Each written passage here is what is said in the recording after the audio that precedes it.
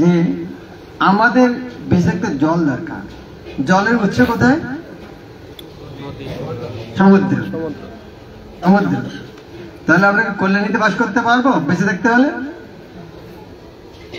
কোথায় যেতে হবে? সমুদ্রের ধারে।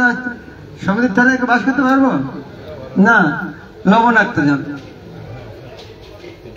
এখন সেই লবণাক্ত জলকে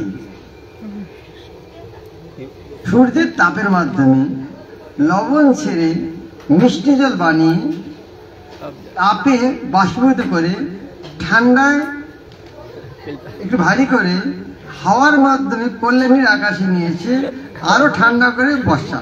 এই আয়োজনটা না হতো বৃষ্টি হতো?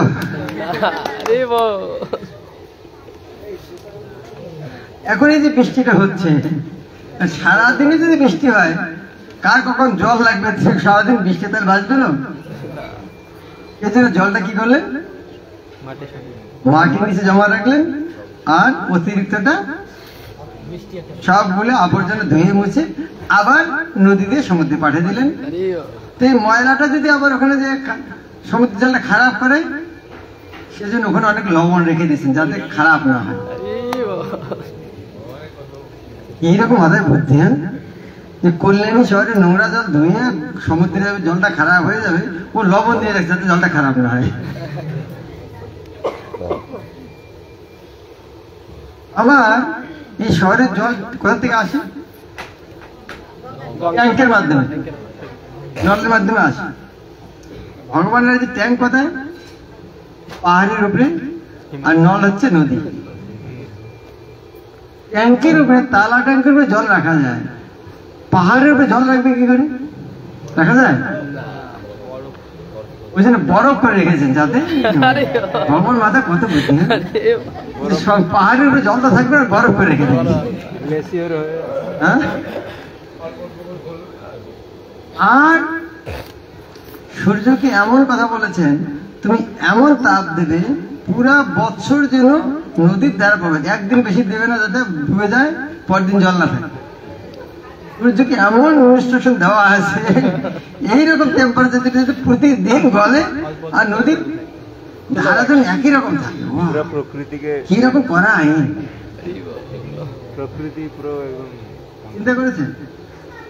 আচ্ছা, আর একটা কারণ, ঘরের মধ্যে জল রাখলে 1 বছর পর জলটা খাওয়া যাবে? জলটা 2 জায়গায় রেখেছেন জমা। কোথায় রেখেছে? সমুদ্রে, সমুদ্রে পাহাড়ের উপরে।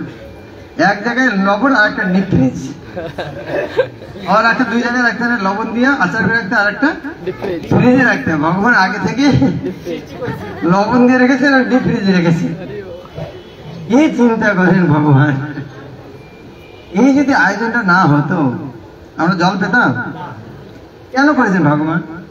আমাদের জন্য। কেন করেছেন? আমাদের ভালোবাসে, আমাদেরকে ভালোবাসে। চিন্তা করেন। আচ্ছা, জলের চেয়ে গুরুত্বপূর্ণ কি? বায়ু, অক্সিজেন, হাওয়া। আমরা অক্সিজেন নিচ্ছি, কার্বন ডাই অক্সাইড ছাড়ছি। যদি এরকম চলতে থাকতো, একদিন অক্সিজেন শেষ হওয়ার কথা ছিল। তা হচ্ছে কি? কার্বন ডাই অক্সাইডের পরিমাণ কত বাতাসে? 0.04%। ওই আমরা 50 বছর আগে পড়েছি, এখনো সেটাই আছে, আজ পর্যন্ত বাড়েনি।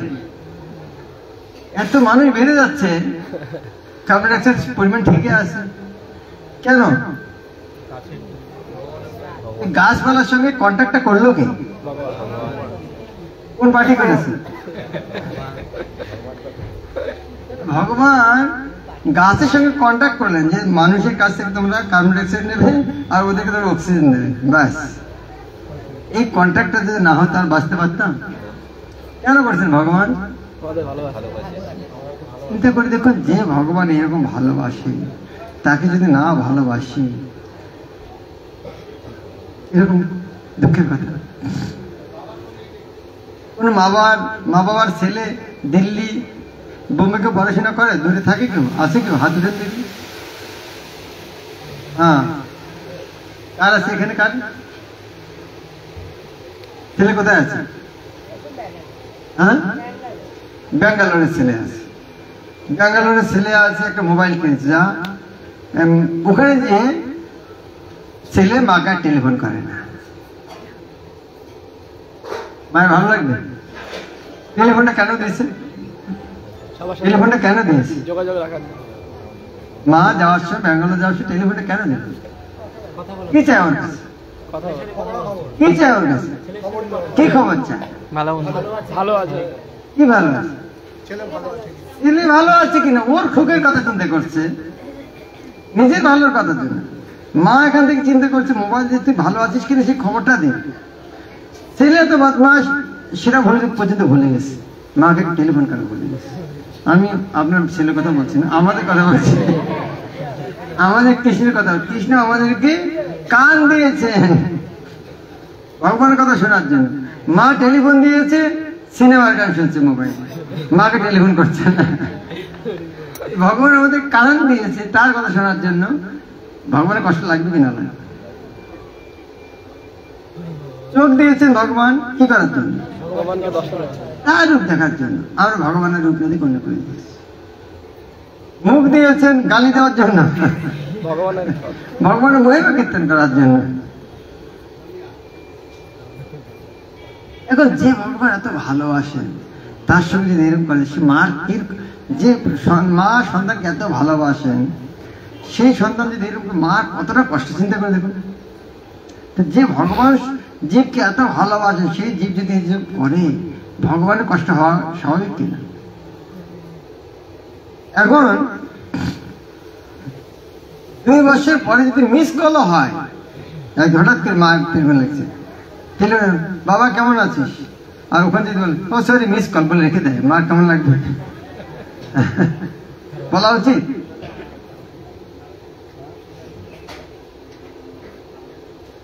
মা টেলিফোন ধরে কি করবে?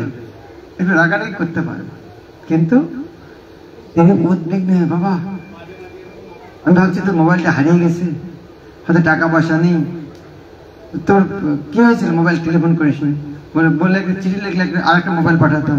মায়ের চিন্তা উল্টা, হয়তো বাচ্চার কোনো সমস্যা হয়েছে, কিন্তু বদমাস ওদের সব বলে গেছে আমাদের মতো। ভগবান আমাদের সব কিছু দিয়েছেন, কিন্তু আমি ভুলে গেছি। কি চায়? একবার ওই ছেলেটা, মা আমার ভুল হয়ে গেছে, আমি তোমাকে ভালোবাসি, ভুল হয়েছে মাফ করো, এখন প্রতিদিন টেলিফোন করো, বাস। আর কি সমস্যা আছে? ভগবান ভুলে গেছে, এখন প্রতিদিন জপ করবো হরে কৃষ্ণ কৃষ্ণ কৃষ্ণ হরে হরে, হরে রাম রাম রাম, বাস।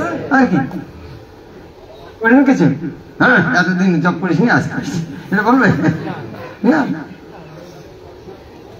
কত সহজ। ভগবান আমাদেরকে চৈতন্য মহাপ্রভু স্বয়ং এসে তো কতটা সরল কথা দিয়েছে। চৈতন্য মহাপ্রভু কি বললেন? হরে কৃষ্ণ কৃষ্ণ কৃষ্ণ হরে হরে, হরে রাম রাম রাম। প্রভু বলে কহিলাম এই মহামন্ত্র ইহা জপিয়া সঙ্গে করিয়া নির্বন্ধ, ইহা হইতে সর্বসিদ্ধি হইবে সবার, সর্বক্ষণ বল হইতে বিধি নাই। কোন বিধি নাই? খাওয়া শুরু করতে পারবো? কি প্রয়োজন নেই, কি শরণে কিবা যা করো, অহর নিশি চিন্ত কৃষ্ণ বল বদন। মন্দিরে যেতে হবে না? মন্দিরে যাওয়ার দরকার নেই। 10-5 মিলিনিস দাঁড়াতে বসে, নিজে ঘরের দরজার সামনে বসে 10-5 মিলিনিস দাঁড়াতে বসিয়া কীর্তন করা যাবে হাতে তালি দিয়া, বাস। হাতে না তালি দিয়ে মানুষ কি করে? তাস খেলে।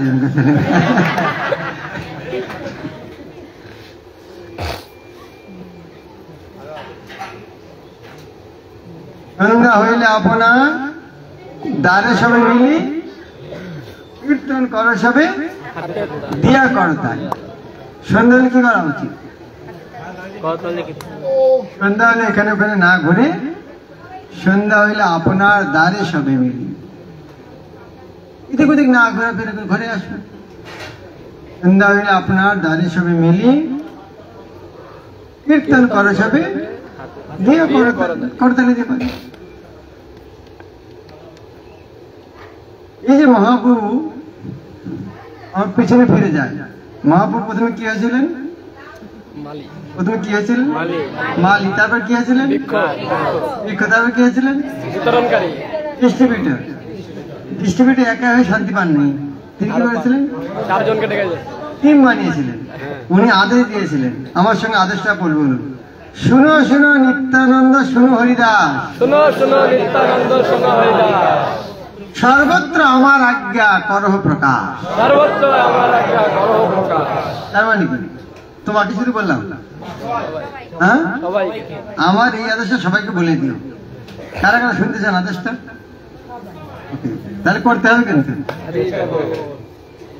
প্রতি ঘরে ঘরে গিয়া, প্রতি ঘরে ঘরে গিয়া, করই ভিক্ষা, করো এই ভিক্ষা, বলো কৃষ্ণ, বলো কৃষ্ণ, ভজ কৃষ্ণ, ভজ কৃষ্ণ, করো কৃষ্ণ শিক্ষা। করো কৃষ্ণ শিক্ষা।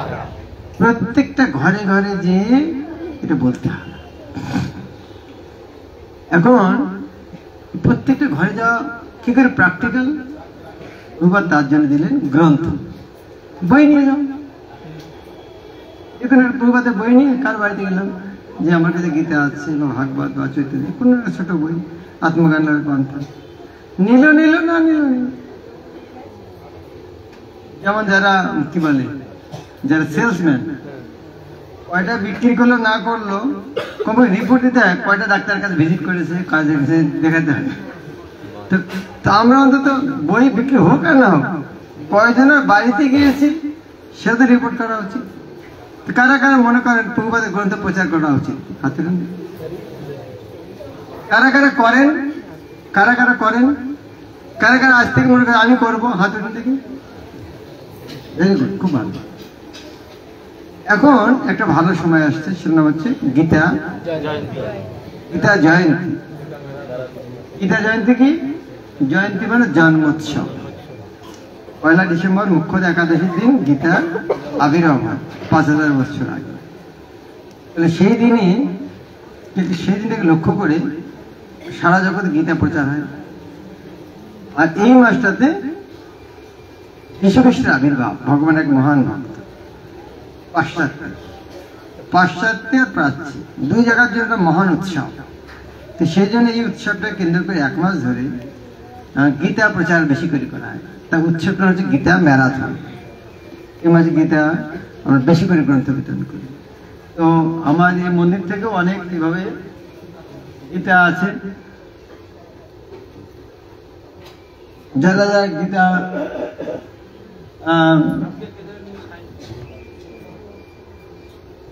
এমন কেউ আছে, হ্যাঁ আমি 2-3 গল্প বলি। তাহলে গল্পটা সত্য ঘটনা। আহমেদাবাদে গিয়েছিলাম 2 বছর আগে, এক ভক্তের বাড়িতে। বহুত বড় অফিসার, উনি একটা এডুকেশন অফিসার, শ্রীমৎ গোপাল কৃষ্ণ গোস্বামী গোপালের শিষ্য। ওনার বাড়িতে গিয়েছি, ঘরের সামনে অনেকগুলো কার্টুন পড়ে আছে। আমি বললাম বাইরে কেন? বলছে প্রচার করতে যেতে হবে। না বাইরে কেন, তো ঘরের মধ্যে রাখতে হবে। বলছে না, অফিস থেকে এসে ওই ঘরের মধ্যে কার্টুন নিয়ে যেতে গেলে দেরি হয়ে যায়, তো অফিস থেকে এসে ঘরে না ঢুকে কার্টুনটি নিয়ে আবার চলে যাবে।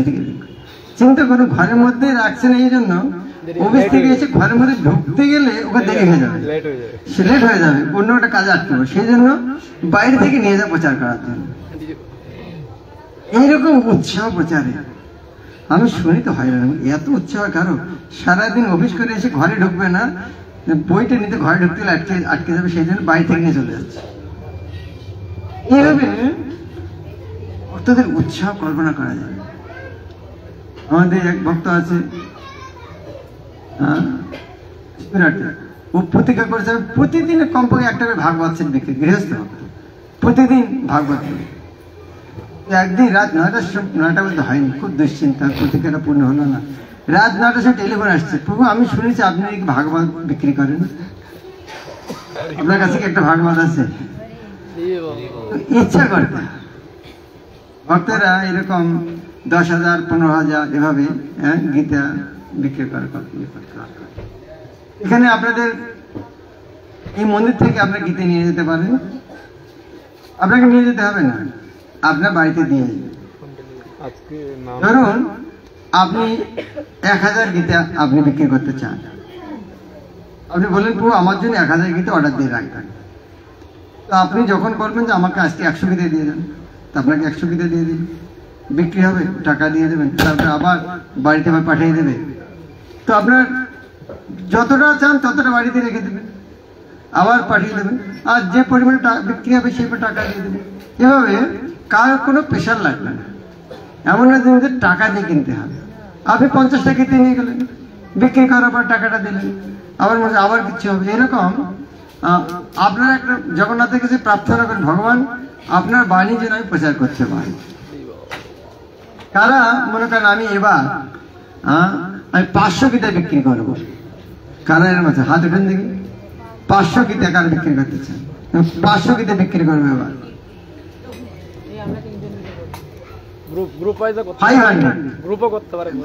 পুরো পরিবার বা একটা গ্রুপ, একটা ভক্তি বৃক্ষ, আমার ভক্তি বৃক্ষ, আমার এই 5 জন ভক্ত, 5 জন মাতাজি মিলে আমরা করবো, এভাবে আপনি সংকল্প করতে পারেন। একবারে নিয়ে যেতে হবে না। কারা 500 ভগবত গীতা করতে চান?